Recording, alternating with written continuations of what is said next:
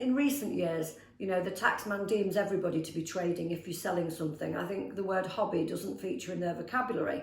We're not talking about people selling a few old clothes or bits of furniture on eBay, but we're talking about what the revenue call badges of trade. So certain things that indicate you're doing more than a hobby and you're trading. So the sort of things are, look at your activities, and if you can answer yes to any of these questions, and I'll list them, you're probably, in the revenue's eyes, a trader. So are you doing a number of similar transactions every week? Do you have a profit-seeking motive?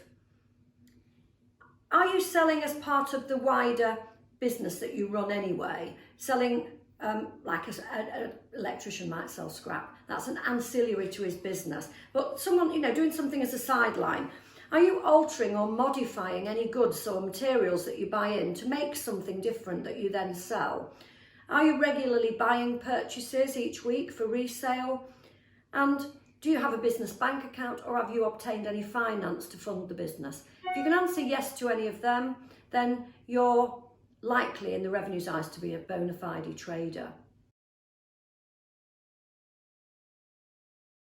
Well, the taxman doesn't really have any thresholds. They obviously like to go for the bigger people, but it's much easier to go for the little man. So if you are trading on an online platform, eBay, Amazon, others that I'm not aware of exist, I'm sure, you can, of course, earn up to your personal tax-free allowances of about £12,000 a year without having to pay tax. So if it's your only source of income, as long as your profit falls below those tax-free allowances, you won't pay any tax anyway. So we do get quite a lot of results like that.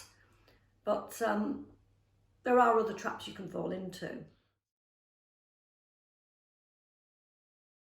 Child benefit, you're okay. If you've got children, you're claiming child benefit, provided the main earner earns less than around 50,000 a year. You're not going to lose your child benefit. But if you're claiming child tax credits or working tax credits, of course, you do have to declare any other income you've got. So at the end of any inquiry, if you've claimed child tax credits, HMRC are likely to pass that information on to them. So I can help you with that as well. Anyone who sells anything to me, it's all in confidence. I'll give them advice over the phone to put their mind at rest, or I'll deal with it for them. They shouldn't be frightened to ring me. I'm not the tax man. So just give me a ring, the number's on my website, or drop me an email and I'll get straight back to them.